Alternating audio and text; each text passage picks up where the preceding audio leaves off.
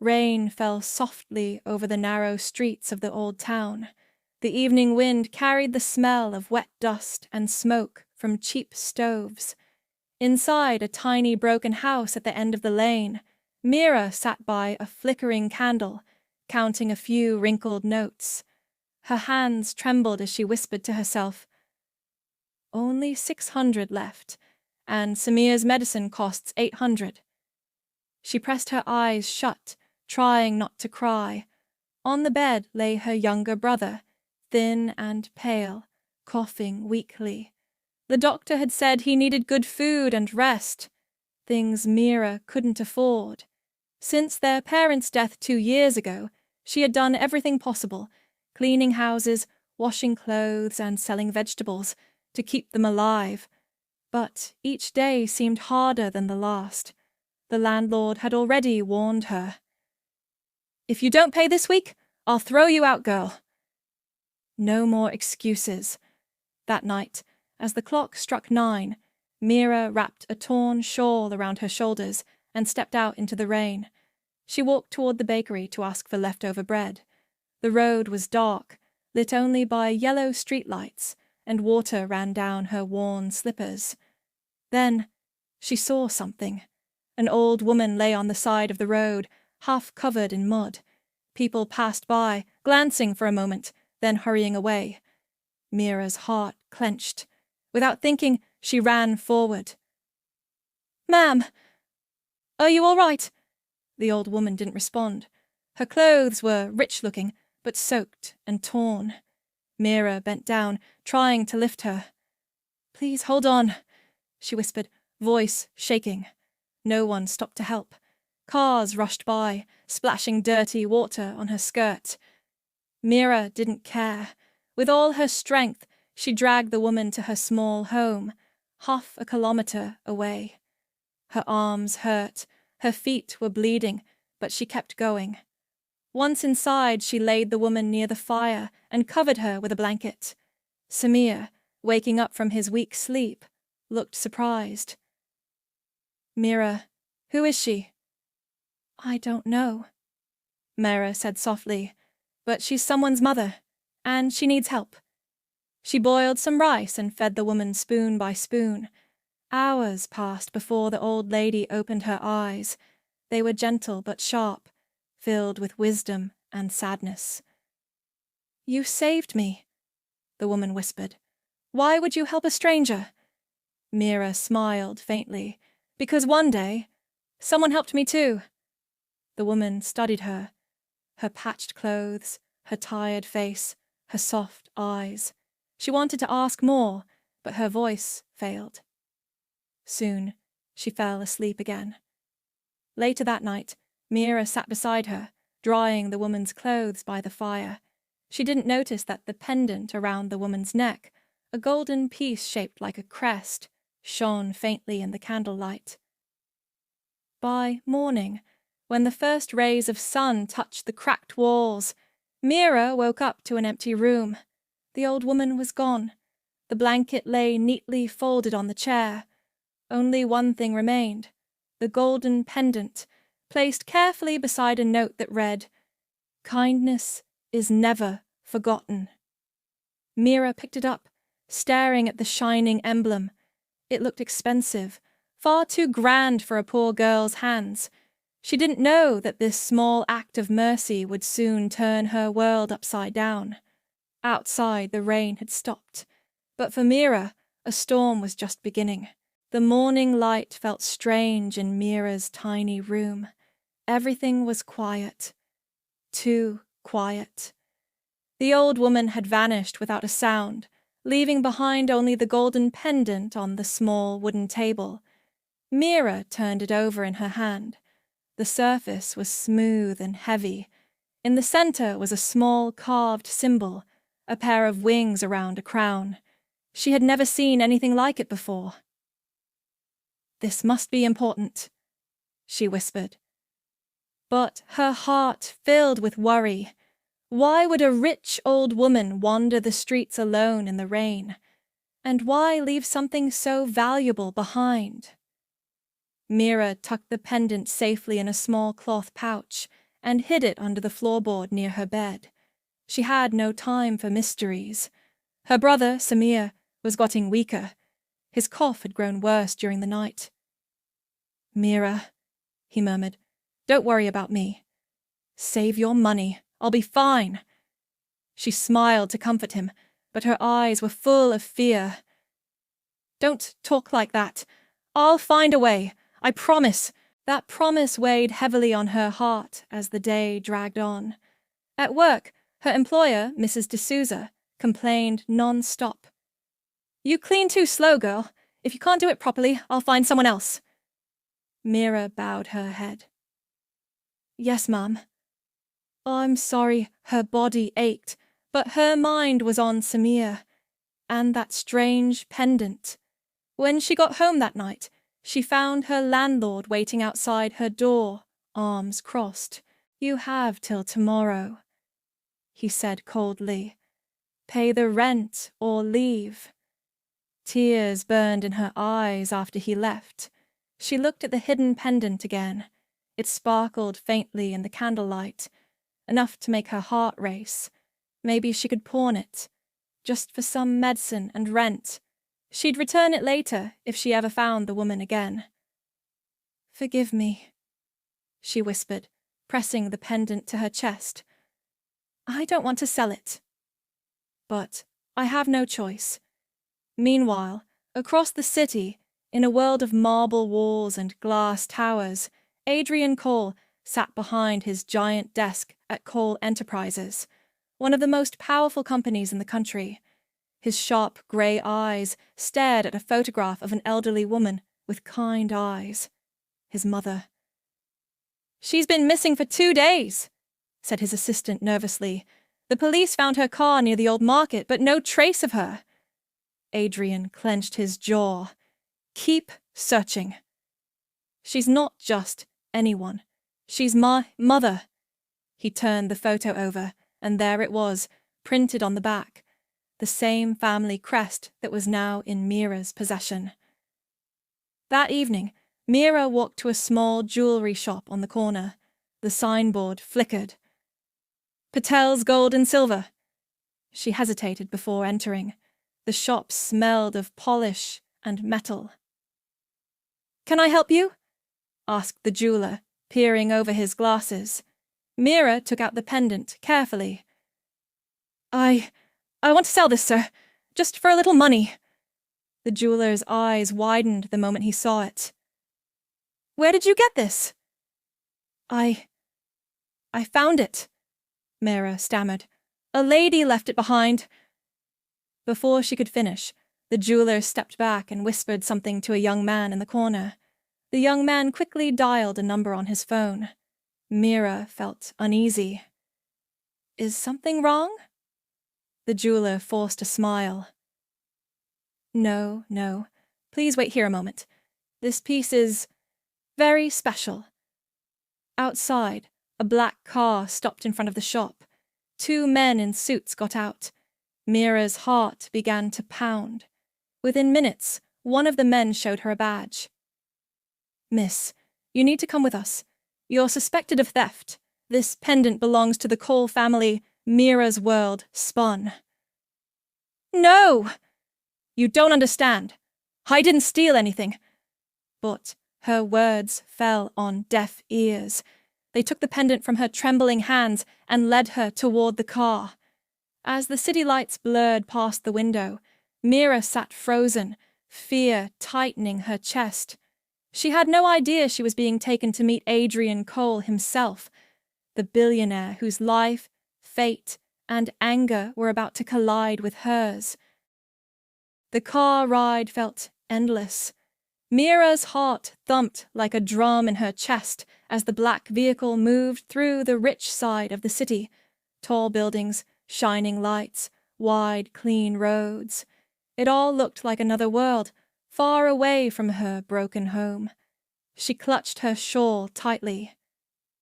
"Please, sir," she whispered to the man beside her. "I didn't steal anything. I found that pendant with an old woman who needed help." The man didn't answer. His cold eyes stayed fixed ahead. Finally, The car stopped in front of a huge glass building with golden letters that read, Coal Enterprises. Meera had heard that name before, the richest company in the country. Her breath caught in her throat as she was led through the marble lobby, past men in suits who looked at her like she didn't belong there. Inside a grand office on the top floor, a man stood by the window, tall and sharp in a dark suit. His back was turned to her, but even from behind he looked powerful, like someone used to control and respect. When he turned, she saw his face for the first time, Adrien Cole. His cold grey eyes met hers, and she felt small, like a child standing before a storm. "So," he said, voice low but full of authority, "you're the woman who had my mother's pendant." Meera's voice trembled. "Sir, please, it's not what you think. I found it after helping an old woman who—" He cut her off. "Helping?" His tone turned sharp. "You expect me to believe that a poor street cleaner just happened to find my mother's most valuable piece of jewelry?" "I'm not lying!" Meera cried. "She was hurt, lying on the road. I took her home, cared for her, and she left the pendant behind. I was only trying to sell it to buy medicine for my brother." Adrien's eyes hardened. "A convenient story. Every thief has one," tears filled Meera's eyes. "I swear on my life I didn't steal it." Adrien walked closer, his expression unreadable. He held the pendant in his gloved hand. "This was custom made. Only one exists. You expect me to believe my mother just gave it to you?" Meera looked down. "She didn't give it. She left it. Maybe by mistake." For a moment, silence filled the room. The ticking of the clock sounded loud. Adrien's assistant, a kind-faced woman named Clara, stood by the door, watching quietly. Something in Meera's shaking voice made her uneasy. "Mr. Cole," Clara said softly, "perhaps we should check with the hospitals first. If your mother was injured—" Adrien raised a hand. "Enough, Clara. I'll handle this." He turned back to Meera. "Until we know the truth, you're not going anywhere." Meera gasped. "You can't do this! I didn't do anything wrong!" Adrien's eyes flashed. "You were caught trying to sell my mother's jewelry. You'll stay in the guest house on my property until the police confirm your story." She took a step back, shaking her head. "Why are you punishing me?" "I only tried to help." "Because," Adrien said coldly, "good people don't lie." Those words broke something inside her. Tears rolled down her cheeks, but she refused to beg. "Maybe in your world, truth is something you can buy. But in mine, it's all I have." Adrien froze for a second. Something in her voice, her honesty, made his chest tighten, but pride silenced him. "Take her away," he said quietly. 2 guards escorted Meera out. As she walked down the long hallway, her heart felt heavy, not with fear, but with injustice. From the window, Adrien watched her go, the pendant still in his hand. For a brief moment, his reflection in the glass looked like a stranger, a man who had everything, yet somehow nothing at all. The Cole estate looked like something out of a dream. Long marble hallways, shining chandeliers, and silent servants who moved like shadows. To Meera, it felt more like a golden prison. 2 guards led her through the grand gates to a small guest house at the back of the property. It was bigger than her entire neighborhood. Yet, as the heavy doors closed behind her, she felt only fear. She sat on the edge of the bed, hands folded tightly. "What if they never believe me?" she thought. Her mind returned to Samir. Was he eating? Was he safe? The thought made her chest ache. A soft knock came on the door. It was Clara, Adrien's assistant, the same woman who had spoken gently in the office earlier. She carried a tray of food and some clean clothes. "Here," Clara said kindly. "Mr. Cole said you can stay until things are cleared up. You'll be given meals and a room. Please. Try to rest." Meera nodded silently. "Thank you, ma'am." Clara smiled faintly. "And please, call me Clara." After Clara left, Meera sat by the window, staring at the city lights beyond the garden. She didn't know that from the main house, Adrien stood by his study window, watching the same view, and thinking of her. The next morning, Meera woke early. She folded her blanket neatly and stepped outside. The garden shimmered with dew, and gardeners moved quietly among the roses. She approached one of them, an old man with kind eyes. "Good morning," she said shyly. "Do you need help?" He looked surprised. "Help?" "You're a guest here." She smiled softly. "Not really. I'd rather do something than sit alone," so she worked beside him, trimming branches and carrying water. The servants whispered among themselves, curious about the girl accused of theft, who still smiled and helped like a friend. By afternoon, the air around her began to change. Maids who once ignored her now greeted her warmly. The kitchen staff sent her fresh bread and tea. Her gentle words and humble nature melted the frost that hung over the mansion. In his office, Adrien flipped through files but couldn't focus. His mother's face kept appearing in his mind, and Meera's trembling voice when she said, "In my world, truth is all I have." He finally asked, "Clara, any news from the police?" "Not yet, sir," she replied, "but perhaps you should speak to her again." "She doesn't seem like a liar." Adrien didn't answer. He didn't want to admit that a part of him already agreed. That evening, he walked to the guest house. Meera was sitting outside under the tree, mending her torn shawl by the dim porch light. She looked up, startled when she saw him. "Mr. Cole?" she whispered, standing quickly. He looked uncomfortable. "You shouldn't be working in the garden. You're not a servant." "I don't mind," she said softly. "It helps me forget my worries." Adrien hesitated. "You still insist you didn't steal the pendant?" "Yes," she said, meeting his eyes. "If I were a thief, I wouldn't have taken an old woman home in the rain." Something in her voice, steady, without anger, made him quiet. For the first time he noticed her eyes. They were tired, but full of peace. He cleared his throat. "Dinner will be sent to your room. If you need anything, tell Clara." As he turned to leave, Meera spoke gently. "Mr. Cole, I pray your mother is safe. She was kind, whoever she was." He paused, startled. Few people spoke to him with kindness, and no one prayed for him. That night, while the mansion slept, Adrien stood alone in his study, staring at his mother's photograph. The pendant lay on the desk beside him, catching the moonlight. For the first time in years, guilt touched his heart. The next morning, the silence broke. A phone rang loudly on Adrien's desk.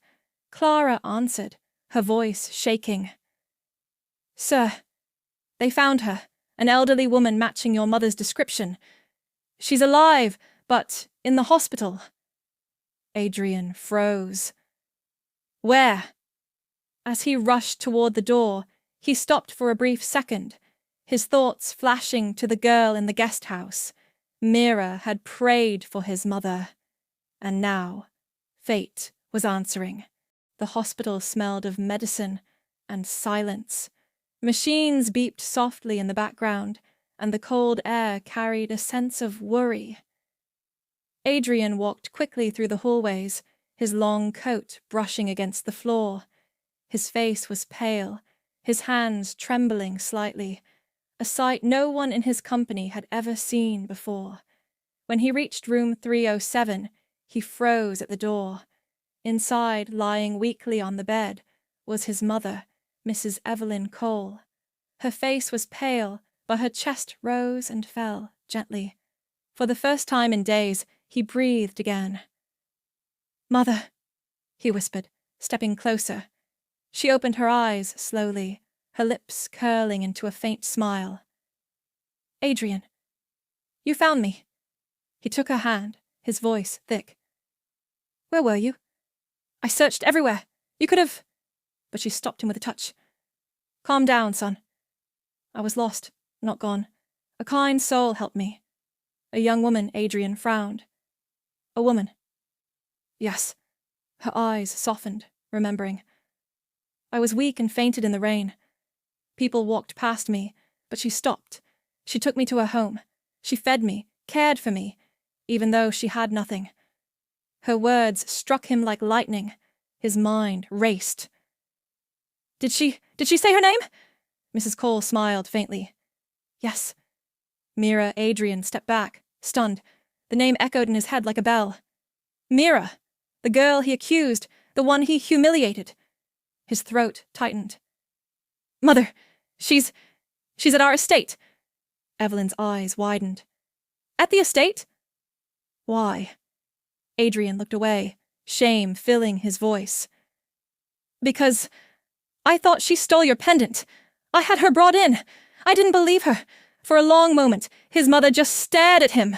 Then, in a tired whisper, she said, 'Oh, Adrien, with all your power, you still don't know how to see the truth.'" He lowered his head, guilt flooding his heart. Mrs. Cole reached for his hand again. "Bring her here, Adrien. I want to see the girl who showed me real kindness, something money can't buy." Back at the mansion, Meera sat quietly in the guest house, staring out the window. The morning sun warmed her face, but her thoughts were far away. She wondered if the old woman she had helped was safe, the one who had vanished so mysteriously. Then the door opened. Clara stepped in, smiling breathlessly. "Meera, Mr. Cole wants to see you. His mother has been found." Meera stood quickly, her heart racing. "She's alive." "Yes, she's at the hospital. Come." He's waiting. 2 days after the hospital visit, the Cole mansion felt strangely different. For the first time, the air carried warmth instead of silence. Mrs. Evelyn Cole had returned home, still weak but smiling again. Servants rushed to greet her, and flowers filled the living room, but her first request wasn't luxury or rest. It was Meera. "Find that girl," she told her son firmly. "I want her here." Not as a guest, as my companion Adrien hesitated. "Mother, she has her own life." "She might not want to stay." Evelyn smiled knowingly. "Then ask her. But remember, son, not everything can be repaid with money." That afternoon, a black car stopped at Meera's small house. She was washing clothes outside when the driver approached her with a letter. Her heart skipped a beat as she saw the name signed at the bottom. Adrien Cole. "Meera, my mother wishes to see you again. Please come to the Cole estate. You will always be welcome here." Adrien Meera looked at her brother, Samir, who lay resting inside. He was smiling weakly, his breathing easier thanks to the medicine she'd been able to buy with the money Adrien had quietly sent after the hospital visit. She didn't know it had come from him. She thought it was a donation from the hospital fund. She pressed the letter to her chest. "Maybe it's time to thank them properly," she said softly. When Meera arrived at the mansion, Evelyn greeted her like family. "There you are, my dear," she said, reaching out with trembling arms. "You saved my life." "Now let me have you near me." Meera blushed. "Madam, you owe me nothing. I only did what was right." Evelyn laughed gently. Then stay and keep doing right by keeping me company. This house has too many walls and not enough hearts. Meera smiled, unable to refuse. She moved into the mansion as Evelyn's caretaker, reading to her, walking with her in the garden, making her laugh with simple stories of her neighborhood. Everyone noticed the change. The once cold and silent mansion now echoed with laughter and gentle conversation. And Adrien noticed too, though he pretended not to. Every morning, Adrien found himself pausing by the terrace just to hear Meera's soft voice from the garden below. She spoke with his mother about everything: flowers, life, hope. Sometimes he caught himself smiling without realizing it, but every time she looked up and met his eyes, he turned away quickly, pretending to check his phone or give orders to the staff. One evening, Evelyn called him to her room. "Adrien," she said, "have you thanked that girl properly?" He frowned. "I told her she could stay here, Mother. I even offered her a salary." Evelyn shook her head. "You still think kindness can be bought?" He sighed, rubbing the back of his neck. "Then what should I do?" His mother smiled softly. "Listen to her. Learn from her." Later that night, Meera stood on the balcony outside her small room, looking up at the stars. The garden below glowed with moonlight. She heard footsteps behind her and turned. It was Adrien. He looked different that night, quieter, almost gentle. "You're still awake?" he asked. "I couldn't sleep," Meera said. "The stars look peaceful tonight." Adrien followed her gaze. "I haven't looked at them in years," he admitted. "Too busy, chasing things that never mattered." Meera turned toward him, surprised by the honesty in his voice. "Sometimes peace doesn't come from what we have, but what we give." Their eyes met, for the first time without anger or pride. For a brief moment the world felt still. Then a servant appeared, breaking the silence. "Sir, it's about Miss Meera's brother." "He's fallen ill again," Meera gasped. "Samir!" "What happened?" Adrien placed a hand on her shoulder. "Don't worry. I'll take care of it." The next day, Samir was moved to the best hospital in the city, all expenses paid. Meera begged to know who was responsible, but the hospital staff simply said, "An anonymous donor." What she didn't know was that Adrien had spent the entire night arranging everything. When she thanked him later for helping her find the best doctors, he only said, "You helped my mother. Let me help your family." Meera smiled through her tears. "You don't have to, Mr. Cole." "I know," he said softly, "but I want to." That night, as Evelyn watched from her window, she whispered to herself with a knowing smile, "Ah, love always begins in kindness and ends in fate." Time passed softly in the Cole mansion. Days turned into weeks, and each sunrise brought quiet warmth that the house had never known before. Meera now spent most of her mornings walking with Mrs. Cole through the gardens. She read to her, helped her paint, and listened to her stories of the past. But often she would feel someone watching her from the balcony above. When she looked up, she would see Adrien, pretending to check his phone or talk to a servant, though his eyes always followed her, thoughtful, unsure, but filled with something new. Their paths crossed often, sometimes in the hallways, sometimes in the library, sometimes over tea with Mrs. Cole, and each time the silence between them grew shorter. One afternoon, Meera was helping Evelyn with her painting when Adrien entered the room. His usual confidence was missing. He looked almost nervous. "Mother," he said, clearing his throat. "I have a meeting soon. Do you need anything before I leave?" Evelyn smiled slyly. Yes, actually. Meera and I were just saying we need a new colour for the roses. Perhaps you can take Meera to the market to buy it. Meera looked startled. Oh, that's not necessary, madam. But Evelyn waved her hand. Go, my dear. I insist. Adrien has been locked in his office too long. He could use some fresh air. Adrien gave his mother a knowing look, but he didn't argue. All right, he said finally. Come on, Meera. Let's go before she changes her mind again.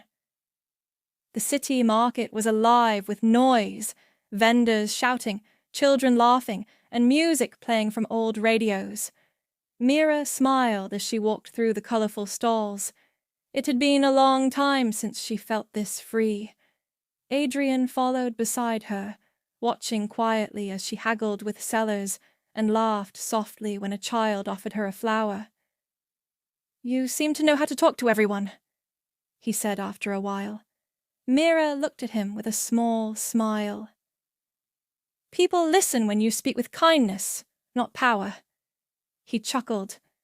Then I've been doing it wrong my whole life. Their eyes met, and for a moment the noise of the market faded away.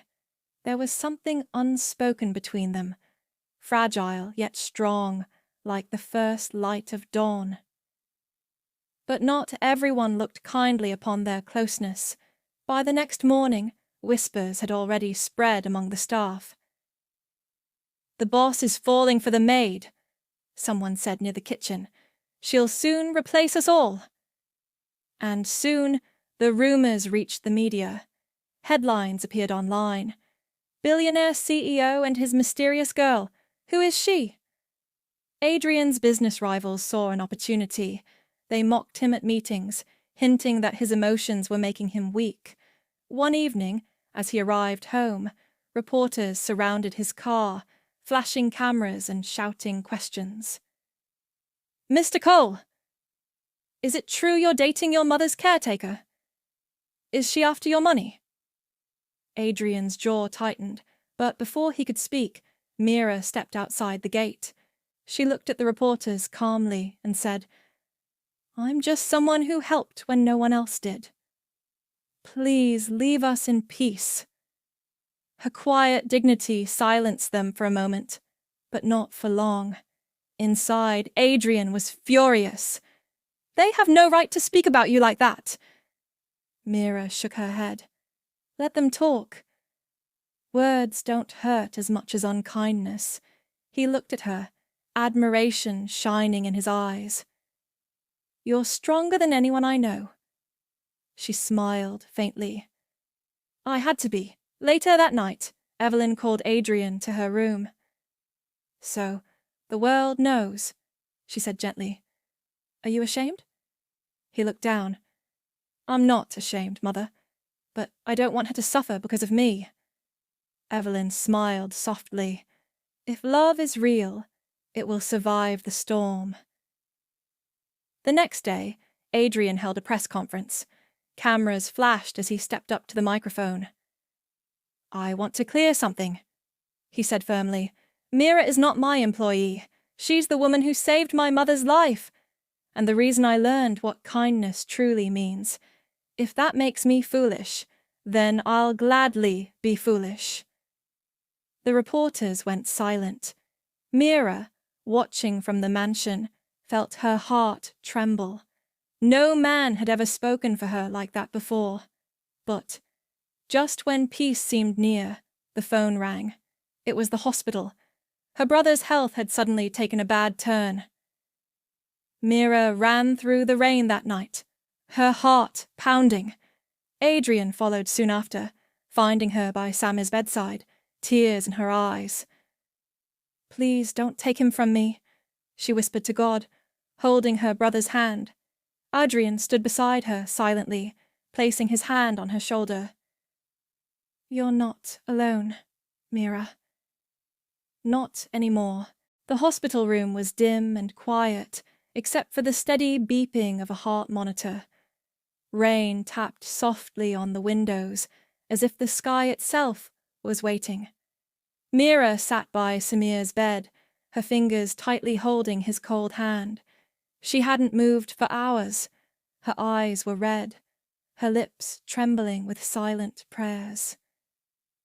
"Please," she whispered, "you're all I have." Behind her, Adrien stood still, watching. His heart ached at the sight of her, this brave, gentle woman who had faced so much yet never stopped caring for others. "Doctors are doing their best," he said softly, but even his voice sounded uncertain. Meera looked up at him, her eyes filled with pain. "What if he doesn't make it? What if...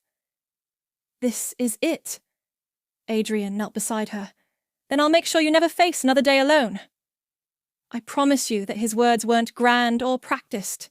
They were quiet, real, and full of something new, something that had nothing to do with guilt or duty. It was love. The night stretched long, but near dawn a miracle happened. The doctor came in, smiling gently. "He's stable," he said. "The medicine worked. He'll need rest, but he's going to be fine." Meera gasped, covering her mouth as tears of relief streamed down her cheeks. She turned to Adrien, and without thinking, threw her arms around him. "Thank you," she whispered. "Thank you for everything." He held her close, not as a savior, but as someone who finally understood what it meant to care. A few weeks later, Samir returned home healthy and smiling. Evelyn Cole insisted on throwing a small celebration in the garden. The air was filled with the scent of roses and laughter. Meera wore a simple white dress, her hair tied loosely, her eyes glowing with peace. Adrien couldn't take his eyes off her. Evelyn, sitting in her chair, watched them both with a knowing smile. "You two remind me of spring," she said softly. "New life, new hope." Meera blushed, glancing at Adrien. "Madam, you're teasing again." Evelyn chuckled. "Call me Mother, dear." "You've earned it." Adrien turned to his mother.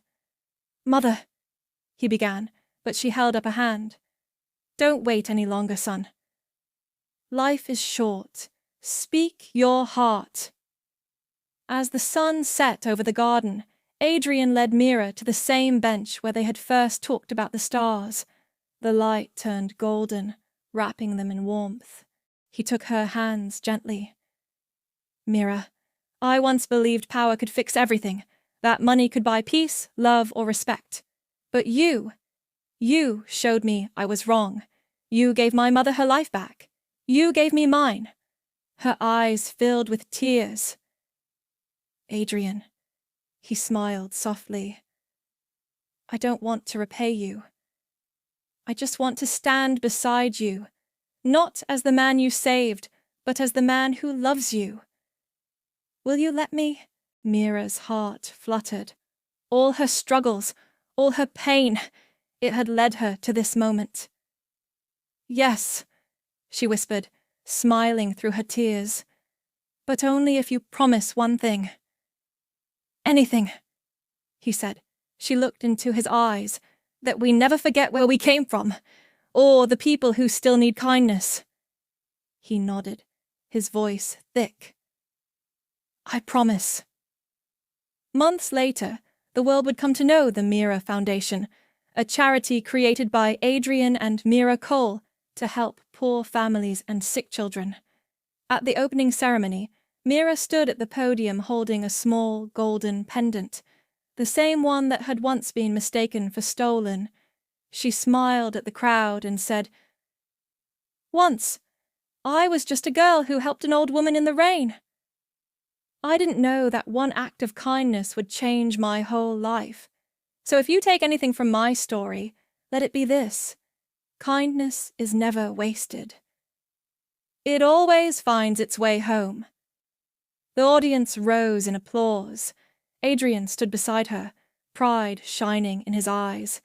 And somewhere deep inside, Meera knew, the pendant, the rain, the stranger, it had all been fate's quiet way of teaching her the greatest truth, greater than when you give kindness, you never lose. You only grow richer in heart.